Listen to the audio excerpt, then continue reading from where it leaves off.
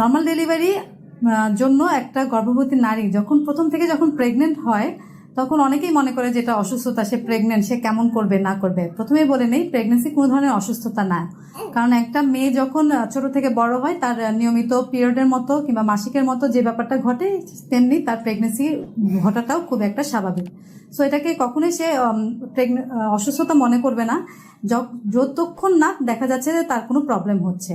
তো প্রথম থেকে আমরা বলে দেই যে যেহেতু প্রেগনেন্সি হয়েছে, নর্মাল ডেলিভারিটা হচ্ছে গিয়ে স্বাভাবিকভাবে ডেলিভারি প্রসেসটা হচ্ছে গিয়ে নর্মাল ডেলিভারি, যেটা আমাদের জরায়ু দিয়ে মাধ্যমে আমাদের যোনিপথের মাধ্যমে ডেলিভারি হবে, সেটাই যেহেতু যুগ যুগ ধরে এমন হয়েই আসছে, সে বুঝেই নিবে যে নর্মাল ডেলিভারি প্রসেসটা সে নর্মাল ডেলিভারির মাধ্যমেই যাবে। তার জন্য তাকে কিছু প্রিপারেশন নিতে হবে। প্রিপারেশনটা হচ্ছে সবসময় সে দেখা যাবে 2 ঘন্টা রেস্টের একটা ব্যাপার আসে। রেস্ট হচ্ছে সে দুপুরে 2 ঘন্টা, রাত্রে 8 ঘন্টা মোটামুটি রেস্ট নেবে। ঘরের স্বাভাবিক কাজকর্মগুলো সে করবে। সবাই মনে করে যে এটা তো প্রেগনেন্সি, ঘরের কাজগুলো না করে শুয়ে বসে কাটায়। কখনো শুয়ে বসে কাটানো যাবে না। শুয়ে বসে কাটাবে তখনই যখন একজন ডক্টর বলবে যে সে রেস্টে যেন থাকে। তাছাড়া কোনো কমপ্লিকেশন অ্যারাইজ না করলে সে স্বাভাবিক কাজকর্ম করবে। এবং 5 মাস থেকে আমরা কিছু এক্সারসাইজ অথবা ব্যায়াম শিখিয়ে দেই, সেই ব্যায়ামগুলো সে করবে। আমরা কিছু ইউটিউবে দেখা যায় অনেক ভিডিও ব্যায়াম পাওয়া যায়, কিন্তু সব ধরনের ব্যায়াম কিন্তু করা যাবে না। যেসব ব্যায়াম যেমন হচ্ছে স্কোয়াটিং টাইপের কিছু ব্যায়াম, উঠবস করা সেগুলো আমরা শিখিয়ে দেই, কিংবা শুয়ে কিছু পা নাড়িয়ে ব্যায়াম করা আছে। এবং আরেকটা ইম্পর্টেন্ট ব্যাপার হচ্ছে প্রেগনেন্সিতে লো কমরটা ব্যবহার করবে। লো কমরটা ব্যবহার করাটাও এক ধরনের এক্সারসাইজের মতোই হয়ে যায়। অনেকে জিজ্ঞেস করে খাবার দাবার কি খাবে। আসলে প্রেগনেন্সিতে সব ধরনের খাবার দাবার খেতে পারবে, যদি না তার কোনো ধরনের সেই খাবারে অ্যালার্জি থাকে কিংবা কনস্টিপেশন হয়, কোষ্ঠকাঠিন্য হয়, এইসব খাবার দাবারগুলো একটু অ্যাভয়েড করবে। তাছাড়া প্রেগনেন্সিতে পানি বেশি করে খাবে, শাকসবজি ফলমূল এগুলো বেশি করে খাবে। অনেকে বলে কাঁচা পেঁপে আনারস এগুলো খাওয়া যায় না। এগুলো আসলে অল্প পরিমাণে পুরো প্রেগনেন্সিতে খাওয়া যায়। বেশি পরিমাণটা আসলে আমরা অনেক সময় বলে দিতে পারি না দেখে অনেকে মানা করে, কিন্তু অল্প পরিমাণ খাওয়াটা আসলে কিন্তু কোনো কিছুই না। আর কিছু ব্যাপার আছে যে কতবার ফলো আপে আসবে ডক্টরের কাছে। ডক্টরের পরামর্শ অনুযায়ী প্রেগনেন্ট একজন মাকে অবশ্যই ফলো আপে আসতে হবে।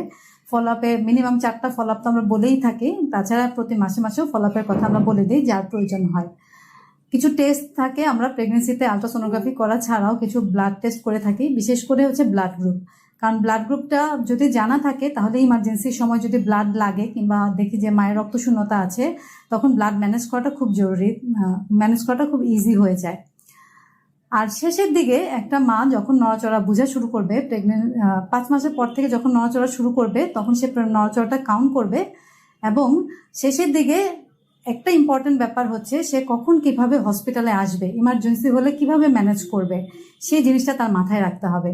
ইমার্জেন্সি ম্যানেজ করা মানে হচ্ছে, যেহেতু প্রেগনেন্সির যে কোনো সময় 32 সপ্তাহ পর থেকে দেখা যাচ্ছে ডেলিভারি পেইন উঠতে পারে, তো সে কিভাবে যখনই পেইন উঠবে, সেটা তো দিনে হতে পারে, রাতে হতে পারে, তার বাসা যদি দূরে থাকে সে কিভাবে আসবে, তার জন্য ট্রান্সপোর্ট রেডি রাখতে হবে।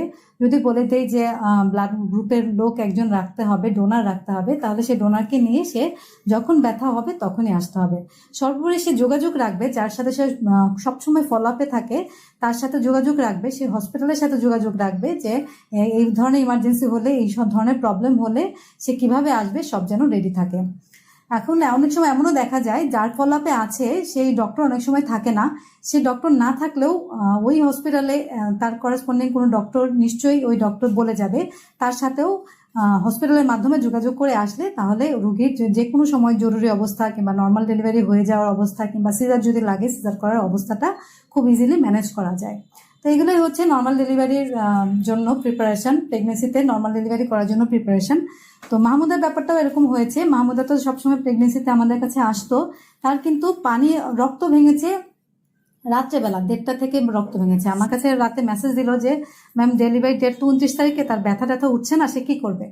তো সেই হিসেবে আমি বললাম যে যদি ব্যথা ট্যাথা না উঠে তাহলে ব্যথা না উঠে 1-2 দিন অপেক্ষা করবে, 1-2 দিন অপেক্ষা করে আমাকে দেখিয়ে যাবে, তখন আমি একটা বলে দেবো যে কখন আসতে হবে কিংবা প্রিপারেশন কখন কিভাবে নিতে হবে। তো তার সাথে যখন মেসেজে কথা হলো যে 11টা-12টার দিকে, কিন্তু 1:30টার দিকে সে মেসেজ করলো যে তার তো রক্ত ভাঙছে একটু করে। এবং এইটাই তার জন্য খুব ভালো হয়েছে যে সে প্রিপারেশন রেখেছে, আমাদের সাথে যোগাযোগ করেছে, প্রিপারেশন রেখেছে। ভোর 4টা, 4:30, 5টার দিকে সে কিন্তু হসপিটালে চলে আসতে পেরেছে।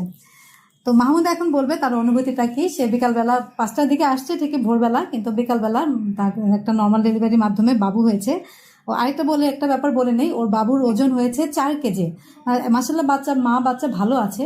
এটাও একটা অ্যাসেস করা ব্যাপার যে তার যে বড় বাচ্চা বিগ বেবি ডেলিভারি হবে, তার পেলভিস মানে যে পথে বাচ্চাটা ডেলিভারি হবে সেটা এডিকুয়েট কিনা, কিংবা ডেলিভারি যখন ব্যথা উঠবে ওই প্রসেসে হচ্ছে কিনা, সেটাও একটা অ্যাসেস করা ব্যাপার, ডক্টরের জন্য এটা অ্যাসেস করা ব্যাপার। তো দুপুরবেলা তারা আমাকে বলছিল যে কোনো ধরনের সমস্যা হবে কিনা, তো আমি বললাম এখন পর্যন্ত সব ঠিক আছে, দেখি শেষ পর্যন্ত না হলে প্রয়োজন হলে আমি সিজার করে দিব, যতক্ষণ বাচ্চা ভালো আছে আমরা চেষ্টা করি। তো এখন মাহমুদা বলবে তার অনুভূতিটা কি ডেলিভারির। প্রথমে আল্লাহর কাছে শুক্রিয়া, আমার নর্মাল ডেলিভারি হয়েছে। তারপরে ম্যামের অনুপ্রেরণা, ম্যামের ইন্সপায়ারের কারণে আমি ধৈর্য ধরে ম্যামের কথা অনুযায়ী ডেলিভারির জন্য ডেলিভারির মন মানসিকতা রেখেছি নর্মাল ডেলিভারির।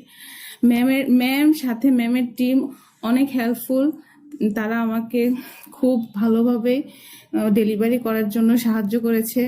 তাছাড়া আমি শুরু থেকেই চেষ্টা করেছি যেন নর্মাল ডেলিভারি হয়। নর্মাল ডেলিভারির আমি অনেক সার্চ করে ম্যামের আইডি বের করছি, করে আমার কাজিনকেও সাজেস্ট করছি ম্যামের কাছে যাওয়ার জন্য।